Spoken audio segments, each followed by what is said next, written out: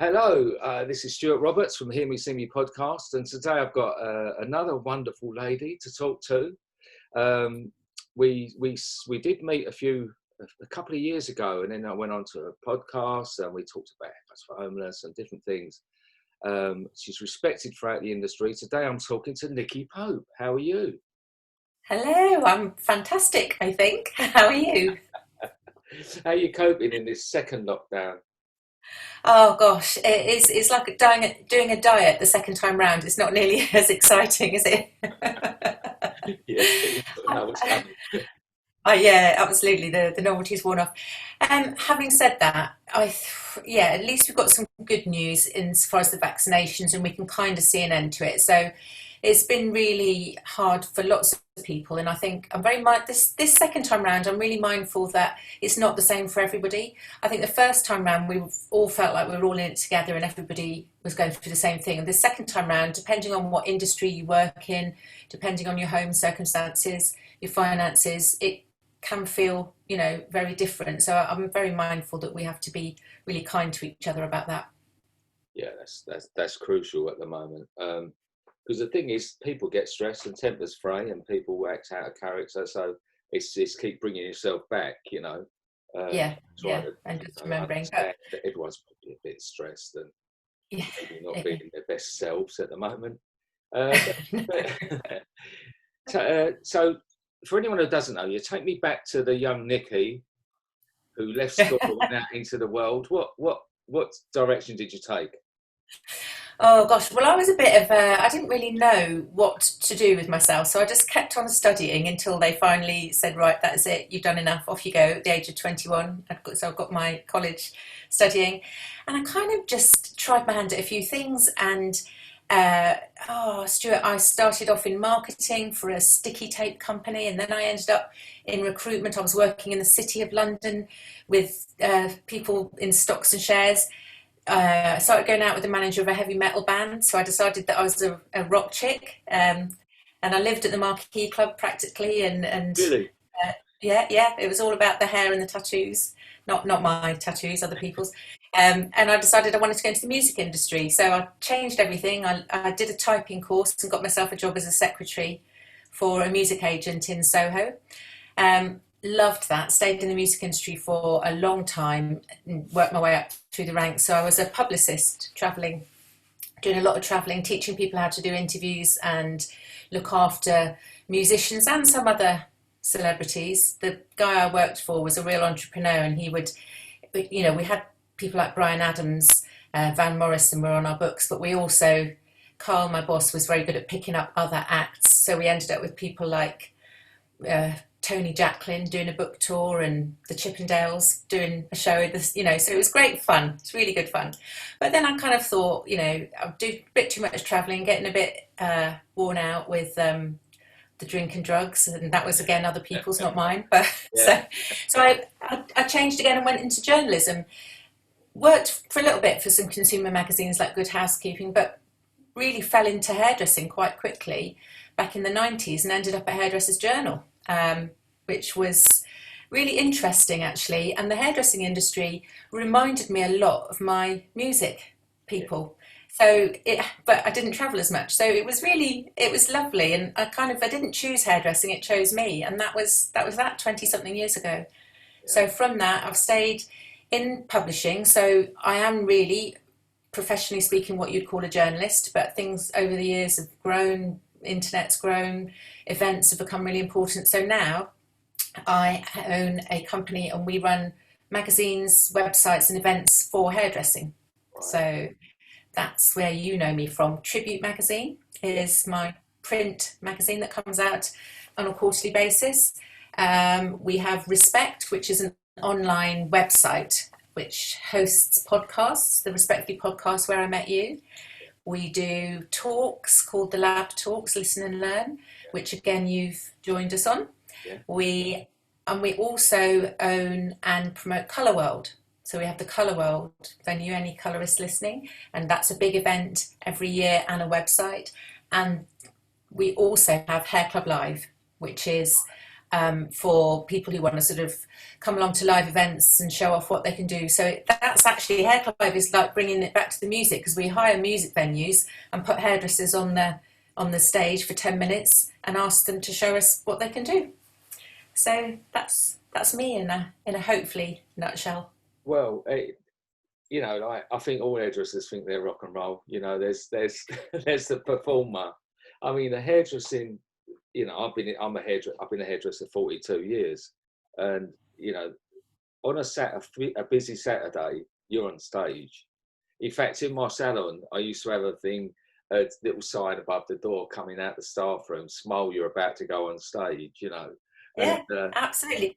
that's why Well, it is that, and I mean, I think most musicians will tell you that it's the performing, the live part of being a musician that really gets them going. You do get, you know, people who love their songwriting, and you do occasionally get bands who don't perform much, but mostly it's about that interaction with the audience, and that's very like a hairdresser.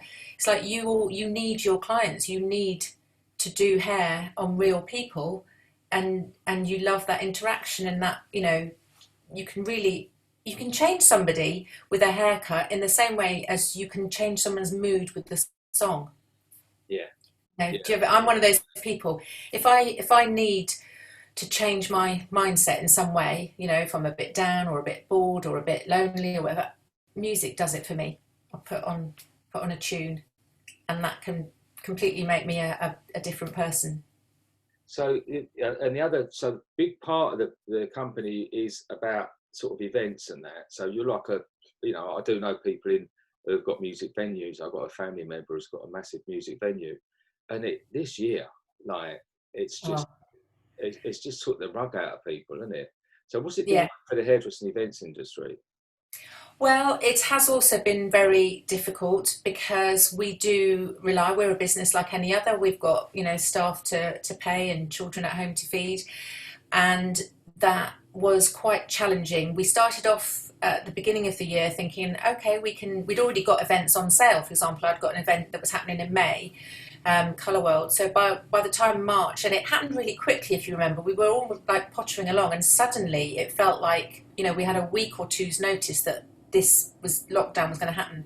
We didn't realise how long it was going to be for, so we started off moving things. So you'd be saying, right, if this was going to happen in May, let's move it to July, and then as time went on, it was like, oh well, let's move it to September. But you know, it was beginning to really dawn on us that not only was that still risky, but also hairdressing salons were closed, so the minute they were going to be open, people weren't going to want to come to your event. They were going to be too busy working. So it was quite scary.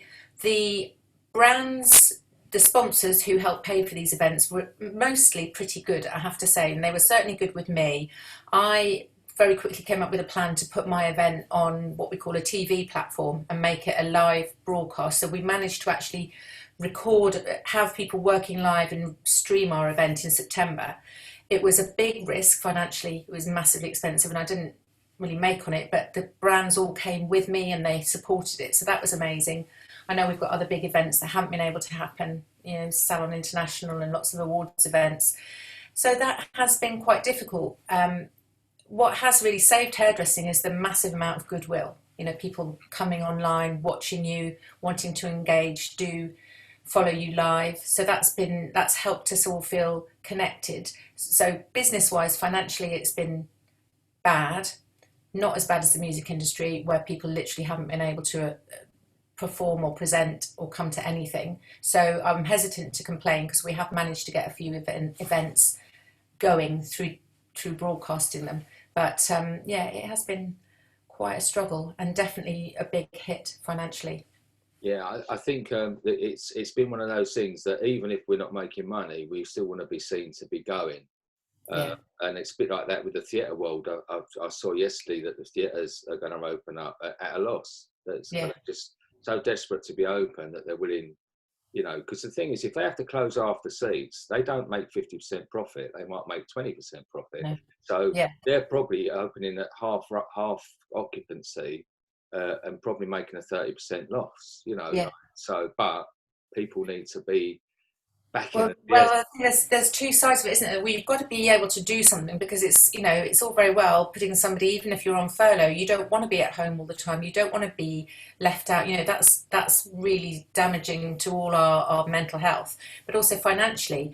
What you've got to really remind ourselves all the time is that yes, you see these sort of well-known, very successful artists who seem to make a lot of money, but behind that, there's a whole masses, many times more people who aren't making a lot of money, who either are younger or less well-known artists, but also the technical, the production, the venues, the people that work at them.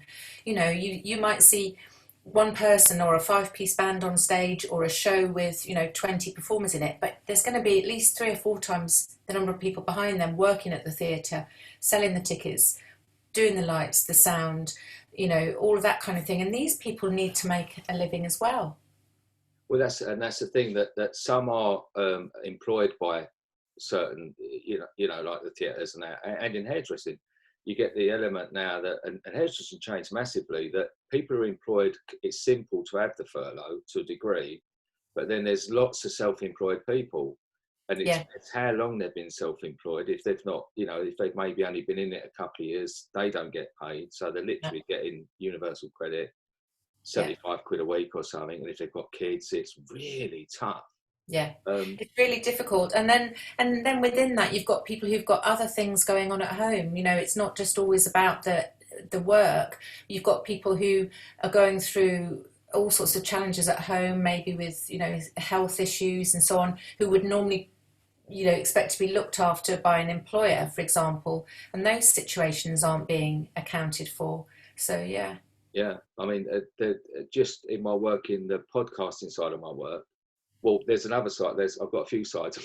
one, one of my sides of my work Multitasking.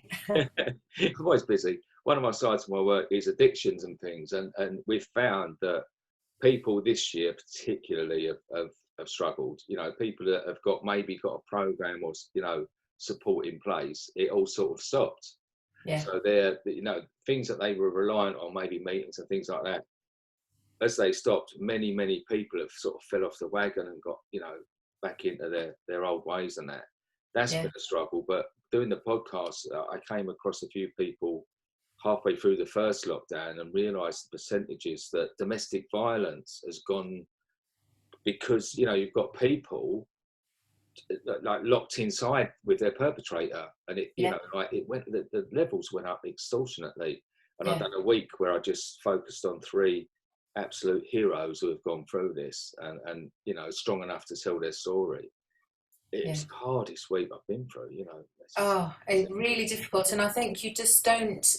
Well, you don't know what's going on, but I think it's sort of, if you really think it through, there's some pretty awful situations. People stuck in with people where they're suffering abuse. You've got other kinds of abuse, whether it's domestic abuse, physical, whether it's child abuse or sexual abuse, and people who are also usually would get more support, maybe who are looking after children who've got severe learning needs, for example, who've not had a break. They've not had other agencies, saying, okay, well, today's the day we do this, or you go off to that centre there, or we've got care in the home. I've got a really close friend who's really been trying to support his daughter's very unwell with a brain tumour, and it's been horrendous for him and his wife.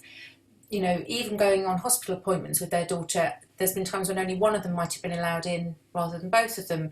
Another friend of mine ended up with a heart condition and needed a triple bypass, and his wife wasn't allowed to see him from the minute he went to the hospital. And I was thinking, what if he doesn't come home? And then the last time she saw him, was 2 weeks ago when he walked out. So it's all these things that you just don't realise. There's so much talked about the financial side of things and the economy and so on, but actually, away from the money, there's a hell of a lot else. Yeah, and I think we're going to have long-term effects on both sides of that. I mean, there's people that have really struggled, because there's one aspect, like we said, about all of those things, but there's another aspect of people that are just on their own. I know people that live on their own, and normally cope very well, but in lockdown, if you're in a flat, and you've got, and you're in a, and you know, you haven't got anywhere else, that becomes very like depressing, and Yeah. people have really struggled about being like, loneliness. I think has really come to its fore this Yeah. year. Yeah. I think it's really lonely, and I think that for those of us that perhaps are well connected and literally have the technology and understand how to use it, you have to remember also there are other people who don't have that. Maybe they don't have good internet. Maybe they don't know how to use Zoom or WhatsApp, or wouldn't know how to engage, or maybe a bit nervous about doing that. We're all a bit inclined to send an email rather than make a phone call these days, and we've been trying to work. On our social media, we've been trying to encourage people to say, make a call, don't just, do a post. And the value of a personal text message, if somebody's feeling really down, I mean, veering towards, suicidal, a personal text message pinging on their phone at the right minute could just divert them away from feeling just so desperate. So we've all got to be a lot better at not assuming people are okay. And if you haven't seen someone for a while, give them a ring, drop them a text message, send a card, keep in touch, because it's very easy to get wrapped up in what you're doing and not remember. Yeah, I mean, people like my mum's 83. She hasn't got a mobile phone. I can't, so I can't, I can't FaceTime her, or I can't do anything. Yeah. I have to get in my car and get there, and I have to. And the first lockdown, I had to sit in a garden, but this time it's been better, because the first time we were scared because we didn't quite know. We didn't know the extent of it. We didn't know to the point where I mustn't even touch anything that we're touching. And Yeah. I know we've got to be really, really careful. But this time we understand the beast a bit more. And, I've been able to go and see my mum. We've got the bubble going. But without that, it would be devastating for her and the people in the care homes. I think, and then going back to what we were saying, then the other side of things, that's the human side. The other side is business. Yeah. Now, the hairdressing industry that I love is in terrible danger, I think, because we've got some short-term solutions in place with the government, and whether you like them or not, there has been some help there. Yeah. There's many salons who are, they've even estimated something like 20% of salons aren't going to be able to open their doors next year, which is a horrific amount. Yeah. I think it's very, very stressful. I think you've got people who've, worked a long time, worked really hard, and deserve for their businesses to be doing well, and through things totally beyond their control, they're looking at, I know people are really down about thinking that the end of their career is going to be the closure of their business, and that's really, really hard to come to terms with. That's almost like being sacked. That feeling. I think for me, there have been some really brilliant resources in the industry, and people sharing and watching what people are talking about and worrying about. I think the rents, the landlords, is one of the biggest challenges that I see. And that's not even just the sort of, especially the bigger salons almost in city centres, who've got these massive rents where, a bit of a grant at the beginning of lockdown just didn't even cover 1 month's payment, if you know what I mean. So I think that's really challenging, whether you're in a big or a small place. I think that's a big thing. And then client confidence, getting clients back without having to hike your prices up. So we need that VAT cut. That would be amazing if we could get some support from the government to recognise that, cutting the VAT on hairdressing services would allow salons, it would make that difference between can they reopen or can they reopen and actually make money, even if it's a tiny bit, and not. Well, there's the first part of that is landlords. So I know exactly what you mean, because 2 years ago, I'd had my salon for 30 years and we had to close the door because the landlord doubled the rent. So I went through this. I know what people are facing. This is why I'm, it's personal to me, because I went through the worst case scenario 2 years ago, but it wasn't a pandemic. It was just purely the situation of the high street and an unfriendly landlord. Now, it is exactly what you said. it's a loss. And it was at a time when I thought, I didn't, you know, I knew I had a sort of small business, so I knew it weren't going to be, you know, I wasn't going to be living in the Caribbean. But I didn't think at the end of 30 years that I would actually then be left, walk away, lock the doors, owing money, you know, owing the landlord, you know. The dilapidations that he came up with was in another. I opened that email on Christmas Eve. You know, and you think, How did you cope with it though? I mean, what kind of what? Because I am, you know, earlier this year I thought to myself, you know, I'm not having, you know, I am not closing. This is not going to be the end of my career. If it kills me, I'm going to keep my business going and close it when I choose to close it. And I've come to terms with it now over time. Yeah. If I wasn't able to go on next year, now actually I feel more reconciled to that really isn't my choice. And I have managed this year to keep my team employed. I've managed to keep going. How did you come to terms with what happened? To be honest, and I don't know why, I'm getting quite upset now. Because it's actually, I think last week it was exactly 2 years ago that we closed those doors. And what happened was it just came on us so quick. And then to sort of the final now was that he emailed me to say he was going to put a for sale sign up, a for rent sign, because I'd said I can't cope. I'm going to have to not renew my lease. But at that point, I hadn't told anyone. My sister was on holiday, and I phoned her in on holiday, and I said, I'm going to have to close the doors today because I've got to tell the staff that you know, some of them worked for me for 26 years. Oh, gosh. Oh. I said, I've got to tell the staff before, I can't let them come in next week and see if to let balled up and then find out that way. So I couldn't see any other way than to say, right, I'm sorry, but it's done. I went into personal debt over it. I had a second mortgage on my house. I'd done everything.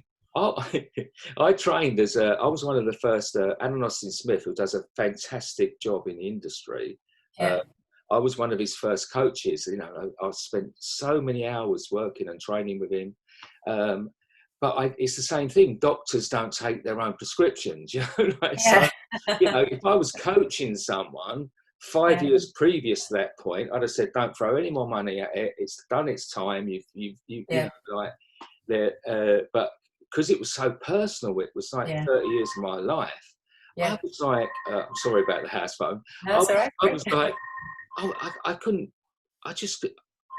see any way out, you know. And then the problem being that I did have to go to the point where it's done.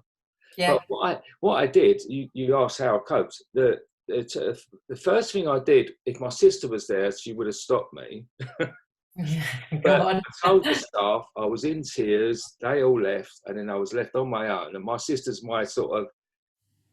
she's the yin to my yang, so she would have grounded me and said, you know, but I was so emotional when I'd done this little selfie video where, you know, poured my heart out and then turned the lights off. This is the last time I'm turning the lights off. Oh my God, right? Now, then, and I put that on Facebook. And you know, like looking back, I think, what on earth was it? I can't even watch it. It's still there. No. I bet that shook a few people up watching that. But because I didn't realise how well known we were. You know, we did have a name in our part of the country, and we were very well known, and we'd always sort of try to do our best and lead by example and do, you know, like did, you know, so we had a certain standard, and people couldn't believe that we were shutting our doors. And I got swamped with all these messages, but I got lots and lots of private messages from salon owners and that who were very successful. You know, but they were saying, do you know what? We're in the same boat. Yeah. Between you and I, we're living from one VAT to the next. Yeah. We're borrowing money. We're doing this, this, and this. And I thought it seemed to help. To feel that it wasn't you.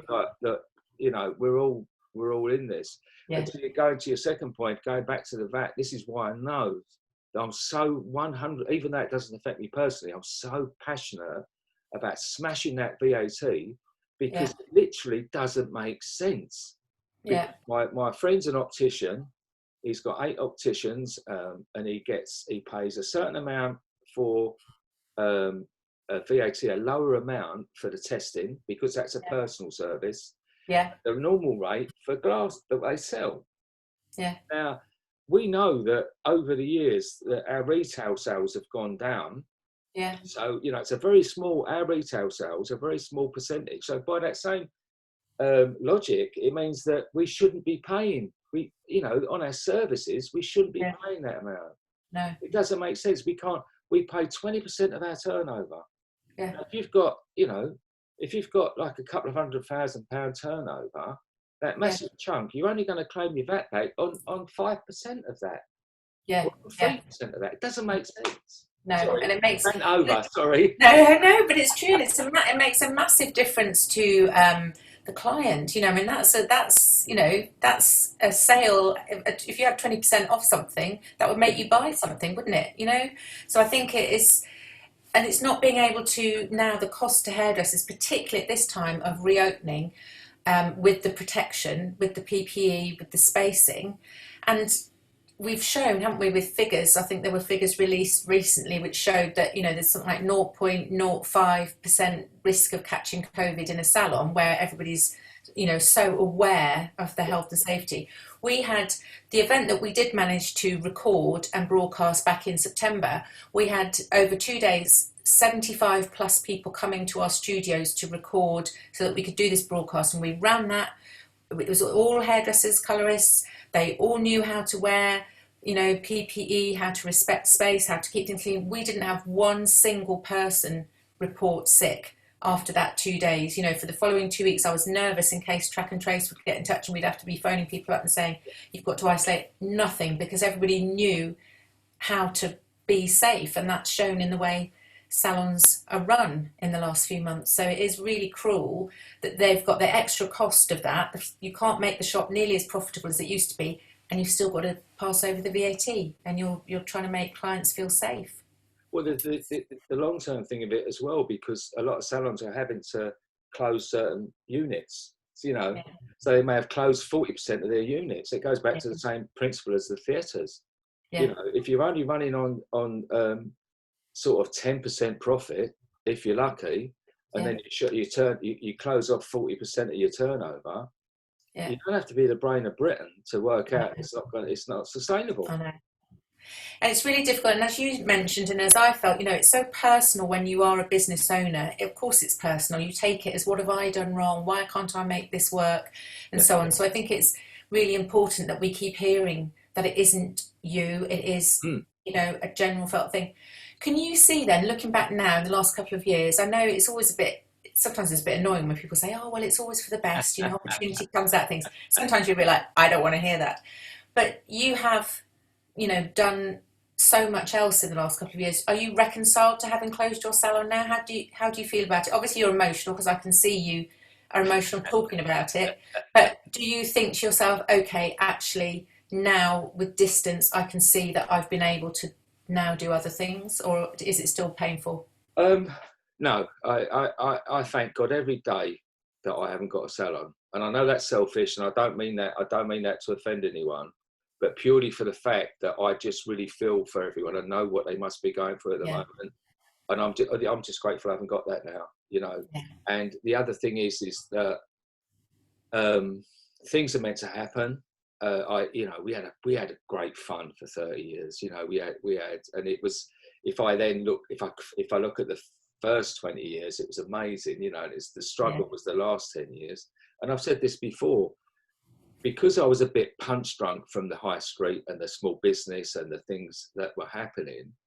The first day I went and cut someone's hair 6 years ago this week in a homeless centre, it reignited my passion for what I went into the industry for. Because I went into the industry and I was hooked from day one of people coming in and walking out looking and feeling better. It's such a buzz, isn't it? And we want to be a hairdresser, and we go in, we love that thing. You know, we don't go into hairdressing to work out our VAT and to, you know, we love doing hair. We love feeling creative when we do some hair. And then at the top of that, the human contact, the human reward, of the mirror, the magic mirror. Yeah. You know, whether Yeah. you're in a Knightsbridge salon or I'm in the Whitechapel Mission, Yeah. put that mirror up, and the just that Yeah. exchange, you know. Yeah. Um, I think, so yeah, that's I forgot what the I question think it's was amazing. No, I do, now. and I've often no, it's really interesting, and that buzz because you're lost. I can see you on the screen. You're lost in that, telling me the story of how amazing it is. It is, and I think, I'm not a hairdresser, but I've been around you guys now for 20 something years, and I do think I can see how you need to do it. In lockdown after 3 or 4 months, I could see hairdressers just feeling really stressed by not being able to express. It's like having your language taken away from you. Mm, This is how you express yourselves, how you connect, how you talk to people. If I go and meet somebody, a hairdresser, because I'm going to do an interview and so on, the first thing they want to do is do my hair. And they're much happier talking to me through the mirror yeah, while they do my hair. And I've learned now, if I say, no, no, my hair's fine, or we'll just have a cup of tea, it's almost uncomfortable. yeah, Most people prefer, this is how you show me, yeah, what you are inside. And I think I feel quite evangelical about hair salons as being really important to a community. yeah, That, often for the elderly, the old lady that comes in once a week, it's the only time anybody touches her. Maybe yeah, nobody in her life touches her anymore because she doesn't have grandchildren nearby. She doesn't have people, it's like, um, so I think that's so important. And it's a bit of a joke, isn't it, that there's somebody at the back while she's sort of fallen asleep. But yeah, actually, how lovely it is that they feel so comfortable there. yeah, You go past a salon. I go past salons near where I live in sort of Hounslow and Acton and things sort of late on a Friday night. It's like a nightclub. yeah, Especially the black and afro hairdressers, they're really yeah, community centres, people yeah, chatting and sharing and just popping in. Kids, I watched my boys transition from being little boys getting their hair cut to sort of going to the barbers, and now it's one of the first things that I let them do when they were 12, 13, was to give them the money and they could go in on their own, and they just felt so yeah, important, and yeah, that was their becoming a man, if you like. And I just think, and you hear it, it's so important that empowering people to earn a living. Lots of schemes in places in Africa and India and places where it's really important to teach people a trade. yeah, Teaching them hairdressing gives people power, it gives them status, it gives them dignity. yeah. I think it's Well, really you've just touched on something else that I've been trying for 2 years with this, so it's going to be a long-term project, this one, but the Haircuts Famous Academy. So last year we spent with Lonnie, who I met when we filmed the advert in Ipswich for the lottery that really catapulted our charity. yeah And I spent a year with Lonnie, and now we've taken a new girl on, Lee. We just started with her. And I think last week, Jordana Cabela came down kindly, gave her this, Ashley Hodges has been down. People are so generous with their yeah time, and Jordana was there. I didn't really need to be doing much, so I ended up getting ahead, and yeah I done some hair, yeah and it was really funny because she was working with Lee, and they were doing great work with her, and and I was like doing my little bit at the side in between, taking the odd picture, and then as I finished, I was waiting for Jordana to tell me how well I'd done. And I was still got my little head, and I was going, "Oh, I've done this now," and I was, yeah and I was a 16-year-old hairdresser again, and I actually put it on Instagram, and I oh was feeling brilliant. the love again. Oh, it's nice cut and colour, and all that. And I was, Oh, and you it's want you don't. to tell you. It's interesting, isn't it? When you're working with the homeless, what kind of hairdressing is it? When you're training people, is it the same as work as they would do in the salon, or is it like there's some things that is really important to learn about? Well, the model we've got that we're working on is we come across a lot of people that have got some previous experience. Right. Lonnie last year, Lee this year, had actually both completed their level 2 training when their circumstances changed. So Right. they need lots and lots of confidence building and some skills to brush up with, and Right. to unlearn some new, some old habits and stuff. On top of that, they've got their own personal things that we have to take in for account. So it's not straightforward, at all. Right. But the plan is, whereas my ego sort of thought within 2 months we'd have an academy, even to the point where I was in negotiations with the great big unit in Romford that they were going to, like, Big, big. I like that. Dream big. yeah. And then my sister going, do you really think, and then so working with the wonderful Jet Training in Basildon, who just so generously, we get the run of the place, whatever we need, they give us. And there's many training centres across the Britain, privately owned training centres that I know would happily do the same thing. So rather than flood their doors with people with challenges like this, it's like, let's all take one person. You'll get plenty of people who will give their time to help them and mentor them. And it's not just the session in there. We find there's we've got a lovely lady called Rachel who does the teaching for us. We get guest people coming along, but they all go in the WhatsApp group and they all give encouragement and throughout the time between, So it's more like mentoring. And so if you think how many of these places there are in the UK, I'm sure we could actually get this definitely can. Now I know how it works and how I can advise people, we can get this across the UK, I'm sure. So tell me then, so this is about training somebody whose circumstances has at some point disadvantaged them, put them on the streets, perhaps themselves, they've experienced that. So to empower them with a craft that they can then take forward and support themselves. That's how it. Yeah. We want to help them back into the workplace, but we want to, rather than take someone who straight, it's not practical to take someone who's living on the street at the moment. No.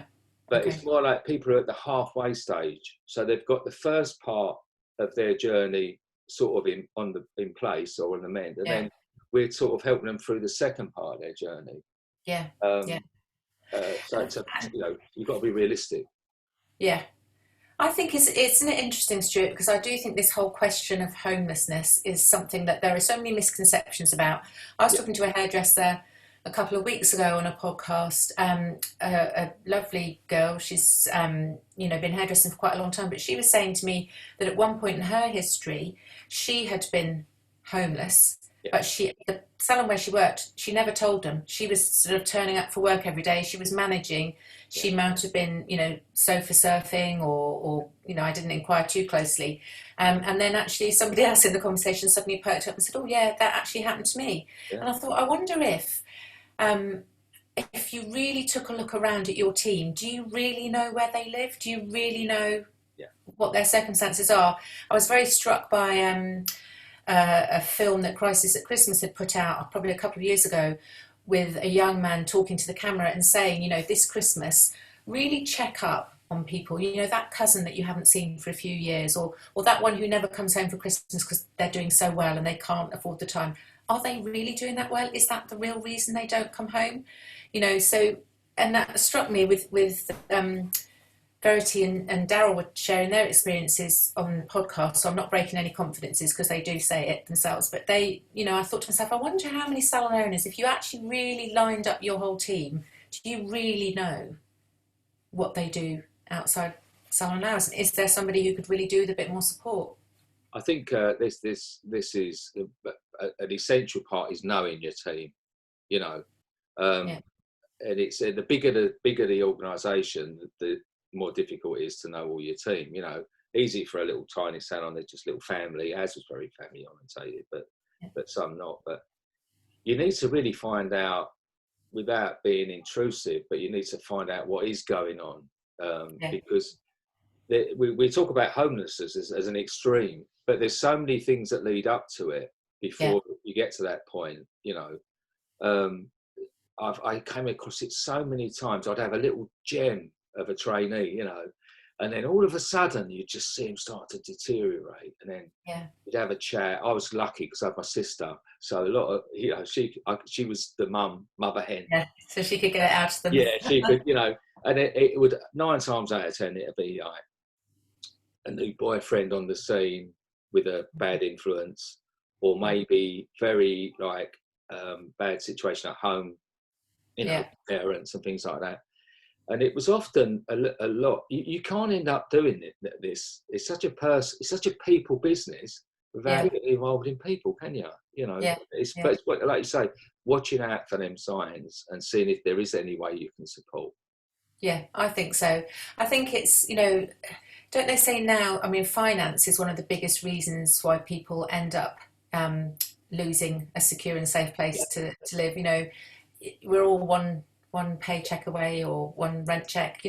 These days it's very quick that, if you get behind, it's very hard to catch up. And then also, to be able to rent somewhere, you have to put in so much money in deposits and advance rents. And, in a lot of cities, the areas, the rents have gone sky high anyway. So I think it's, not always about choice. It's not always about mental health. It's not always about addictions and things. Sometimes it really is finances that just yeah. puts you there. So, Well, that'll get you there, but when you are there, that's when a lot of the other stuff will come on. yeah, Because yeah, not every person who's homeless, as you know, you've done a lot of stuff with in this field, and the thing is, often the addictions come after you're in that position. You yeah, and the thing is, I'm 14 and a half years sober. I do a lot of work with addictions, but even I understand when you're freezing cold, yeah, and you're on your own and you're feeling terrible, that you don't want a sandwich. You want to yeah, drink. Like you want to. You know what I mean? yeah. I know it's not the right thing. I know because I No, know how it works out, but yeah. you can understand the draw Yeah. to it. You know. Well, I think you often get that, don't you, with people? So there's always a big argument about should you give people money on the streets? What help does it do? And I feel that you quite often hear people then being quite judgmental. Oh, well, I gave them £5. I expect they then use that for this, that, and the other. And it's a bit like I always say to people, don't give anybody any money if you're going to judge how they use it. If Yeah. give them money because when you are sitting on a cold pavement, which honestly none of us would sit there for an hour by choice. It's not an easy way to spend your day. It's not somebody just begging for the sake of it. You've got to be feeling pretty low to do that. Yeah. You're going to live in the moment. You're not going to save all your money up so at the end of the week you can buy a nice new sleeping bag or something like that. You're living minute to minute. It's like if I can literally stay awake for the next half an hour, maybe I'll get enough for a cup of tea and I'll put 25 sugars in it and that'll give me enough energy to come back and sit.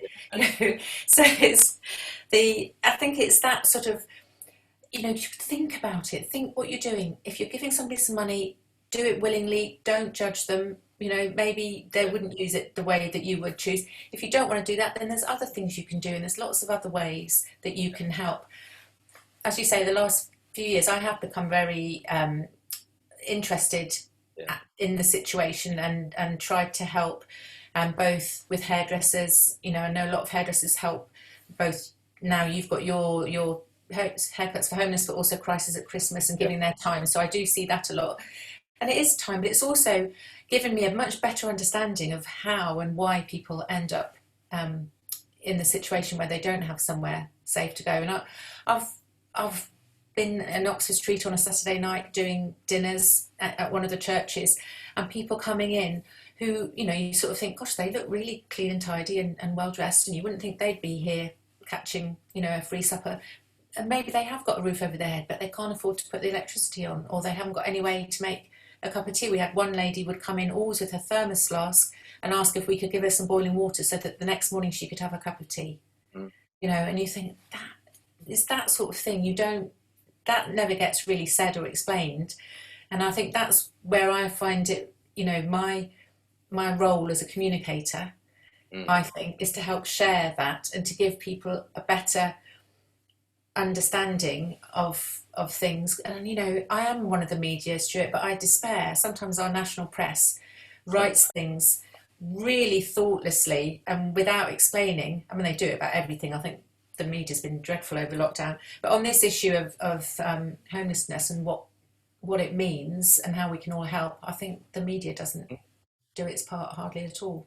Well, there's like any other industry that is good and bad, and I've had a lot of experience now in the 6 years we've been going of media, because Yeah. we've been lucky enough to get that.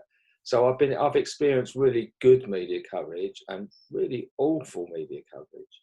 Yeah. You know, I was just going to say, I can't say I don't care. BBC, I was shocked at the BBC. Now, Well, sue me. unfortunately, I'm not shocked at them anymore Sue because me, I ain't got no money anyway.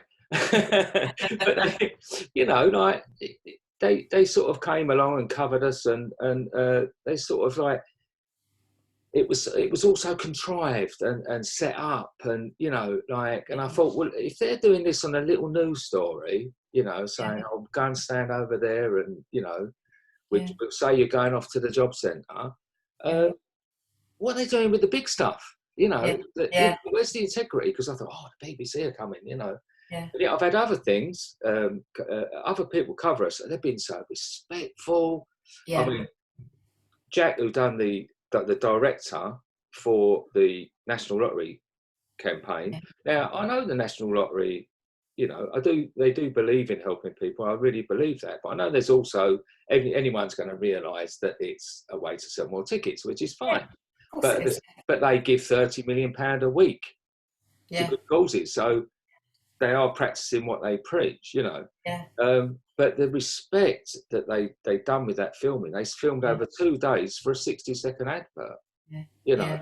So there's really great coverage, but there's also some very sensationalistic stuff goes on as well, you know. Yeah, I think so. And I think that does, you know, I have to take a bit of a deep breath now. All my friends and the girls at work all know that they have to be careful what they say around me because I'm right on it. But I think it is interesting. And I know, you know, hairdressers in particular obviously have got a service, a really valuable service that they can share. But even just as people, just learning how to look at people, you know, the name of your podcast, See Me, Hear Me, See Me. And I think I've learned now, and I didn't know how to help. I didn't know what to do. I didn't know how to show my respect. And I've learned, you know, to simply look at somebody, look at them in the eye, you know, try sitting on the ground and looking up at somebody, you know, bend down, have a conversation, you know, try and have a chat. That's as interesting as putting money in my experience. You know, maybe that's the only conversation you're going to have all day. And I think that's the sort of thing that, you know, we can all do that. That doesn't cost any of us anything.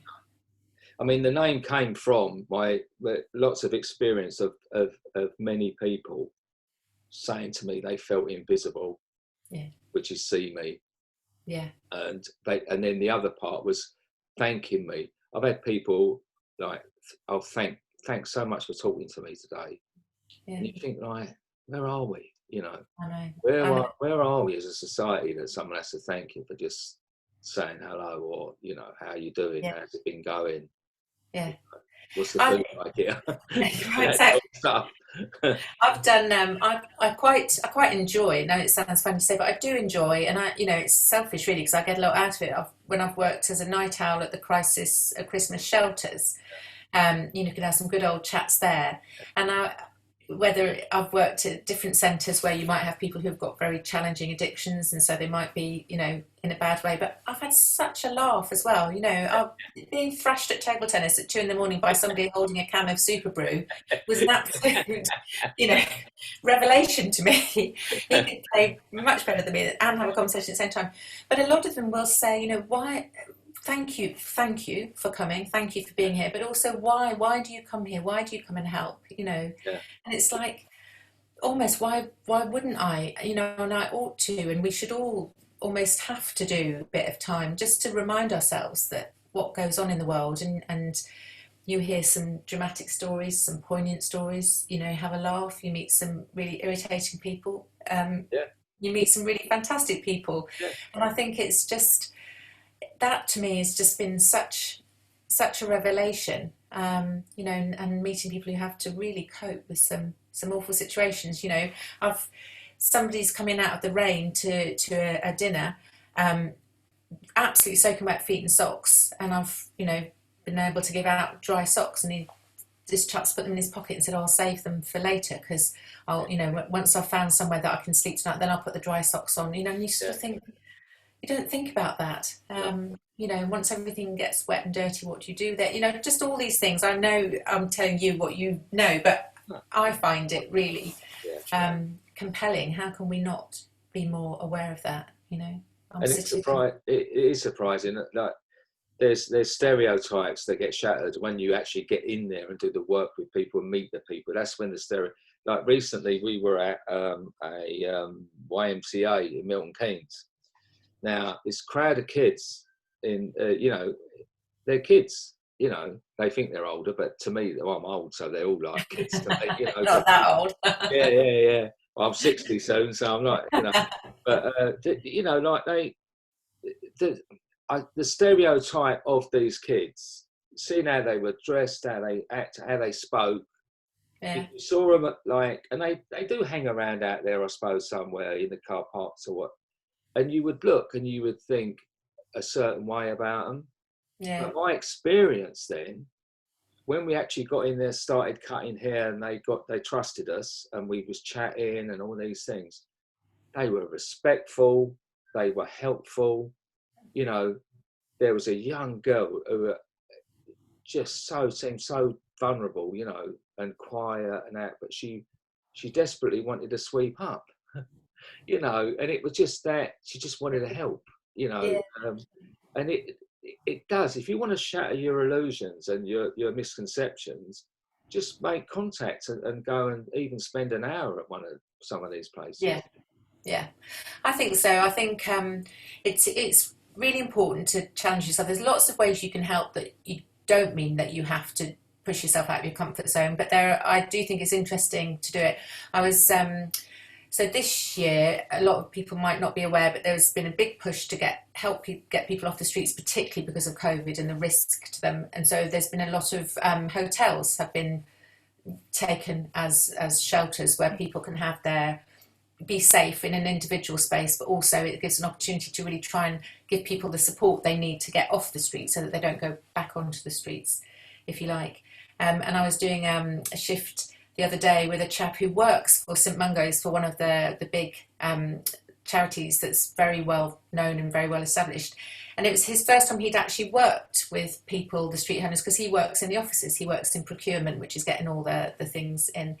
And he was saying, gosh, this is, really puts things in a different perspective now, actually coming and meeting people and having chats and a laugh and, understanding the importance of what he was doing when he was at his desk, being translated into really helping people, which I think is really interesting. That's valuable. And I think anyone running that size charity, should make sure that everyone across the board goes and does that, because they'll only for the sake that they'll really believe in what they're doing, it'll triple like the amount of effort they'll put in once they go and see you there. Absolutely. It's like that. There's a TV program, is it Back to the Floor or something, where the bosses have to swap places, and I think we should all, it's a good reminder every now and then, isn't it? To try being the junior upper, or the tea maker, or the sweeper upper, or the whatever from time to time.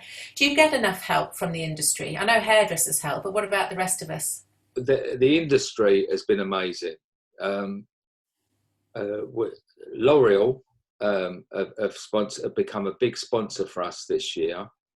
Zanotti have become a big sponsor for us this year. And the great thing I found with working with L'Oreal is that there wasn't sort of caveats. Yeah. In fact, Lucy was sort of saying to me, L'Oreal was like, you need to get some other people on board. So, anyone listening? No, do. Well, we should all help support you, because, as I say, it's not just what do you need, Stuart? You need hairdressers, but what else do you need? You need money, I guess. Yeah. So what we found is, I recently spoke. I had an amazing podcast that came out last week. Taban Suresh, who blew my mind, who's got another small charity called the Lotus Flower. Her story was so inspiring. A Kurdish woman going out to Iraq. I'm definitely going out there next year as soon as we can travel. But we both spoke about the things of having a small charity. Now, an amount of money is great, but what you find is we need to try, all small charities like hers, ours, need to build up a bit of a fund. Right. We both explained that we were living like from year to year. Now Yeah. that's fantastic, and I'm really grateful. And now we're probably okay until probably April next year, like, Yeah. you know. So, but we can't plan. We can't implement a 5-year plan. Right. Yeah. You Because see you what I don't. mean? Yeah. You Yeah. need the So funding to smooth out the ups and downs. Yeah. Yeah. yeah. So it's that if you could get, if people are, you know, like, then come on board, but agree, like, you know, like a 5-year plan, or a, you know, or an amount spread out over 5, you know, you can then Yeah. guarantee. Because what people don't always realise, that when you get something, say, from the National Lottery, you have a finite time. So, Right. you know, our current one, 6 months, you may get a year, but that has to be gone in that time, or else you have to give it back. You can't Oh. stop. Oh. Yeah, so Right. you No, I didn't know can't build funds. So there's other that. Right. people that do it without a caveat, that you can just sort of keep it, or, you know, Yeah. use it That's- later. But for a charity to have a future plan, and you know, this has got to be. This isn't the Stuart Roberts charity. This is Haircuts for Homeless. So Yeah. I'm going to die at one point, and I want it to Yeah. carry on. That's just the thing, isn't it? Do you know Yeah. what I mean? Yeah, no, but I mean that's why people want you to sign up for those monthly payments, isn't Yeah, it? So you know, when we used to be able to walk down the street, people would be stopping you and trying to get you to sign up to a charity. It's yeah, more important for them to have that £10 a month than it is to have 30 quid in one hit and then nothing. So yeah, yeah, I think that's a good point actually. We should really do. We should get together. I need to have you back on my podcast and okay, back on my yeah, platforms, and we should actually really help people, because I think, you know, people generally do want to help. Most people are good-hearted. It's just knowing how to. It's like we've got to help people have, like, do this, do that, if you can do that, and then if you've got time, do that. Well, and I must say again, our industry is amazing for that. We're such giving, generous, beautiful people, because, you know, in 6 years we've got over six. You know, we've opened 67 projects. We've got over 600 volunteers, and we've given away over 40,000 free haircuts. Now that's Wow. all done. I haven't done that. No. I've been a bit of a catalyst, but that's Yeah. people getting on board. It's people that then they set up their own project, have given over and above. Volunteers, while we're consistent with volunteers, we only ask half a day once a month. So I Yeah. think it's important not to impose too much. That's very doable for anyone, you know. Yeah. Yeah, And if you definitely. can't give half a day once a month for something other than yourself, you then maybe want to question Well, yeah. your life. Absolutely. Yeah. No, definitely. I think it's getting that habit. And I think for anybody and actually, I don't think hairdressers are like this, because hairdressers are very outgoing, extrovert people, as we know. But if Yeah, somebody's a bit shy of having that one-to-one, or feeling a bit nervous about what that might feel like, it's just as important to do the fundraising. It's just as yeah, important to raise awareness, yeah, and to give what we can. You know, we've all got something to give. We can all share the message, you yeah, know, yeah. and Just just, support in any way. You yeah, know, we say relate, donate, or participate. yeah, So, you know, if you don't want to participate and you're not in a position to donate, just relate it. It's yeah, free to share. It's free to support. It's free to follow the podcast. You know, subscribe to that and give us 5 stars. Or, you know, yeah. but all of that stuff, it perpetuates. I mean, Yeah, any money coming into this podcast, and we have had a bit come in, it funnels straight into Haircuts for Homeless. yeah, So it's all like supporting it and lifting and helping it sort of yeah, grow, you know. yeah, yeah, yeah. What's the most common misconception that people share with you? You know, maybe just through just not knowing. What's the thing you'd always want to put people straight on? What about the homeless? Yeah, Um, the biggest thing I try and is, because it's such a dark subject, is the laughter, and the person behind that body. You know, yeah, there's a person in there. They've got a life story. yeah, Um, I've been blown away. I'm getting a bit. I mean, I've been blown away with some of the people, some of the wonderfully talented, you know, generous, funny people that have just got the most dire circumstances yeah, or terrible backstory that have led them to this point. yeah, You know, there's a person behind that. There's a yeah, person in there that, you know, that we just have to respect. Yeah, definitely. Good for you. Good for you. I have a lot of respect for you, Stuart. Honestly, I know you're very good at brushing it off, but you should accept all our respect because it's not easy. You talk about it, and I join you in thinking that we can all help and do something. But on the other hand, you've it's a good job your salon closed Yeah. in many ways. Do you think? Well, for my sanity. Yeah. Say No, I know it's a I challenge. bet I'm easier to live with now, but not much, but a bit. No, I think Well, you've done I a can't reasonable think of thing. a better way to bring it to an end. I'm really grateful for your time. I know you're super busy, so and it's been really nice to have a good old. This is what I love about the podcasting. You end up with a really nice chat Yeah, with someone and find out that bit more than you knew before. So, yeah. I'm grateful, and keep up the good work. Enjoy Oh, well, yourself thank over you. Christmas, and good luck with all of the industry and everything you're going to be doing next year. Yes, thank you very much. No, I do feel a lot more hopeful the last few weeks. So I think thank you for your time, and it's been really. I felt very flattered to be asked, and really enjoyed having a catch up with you. Really nice to see you again. Thanks very much.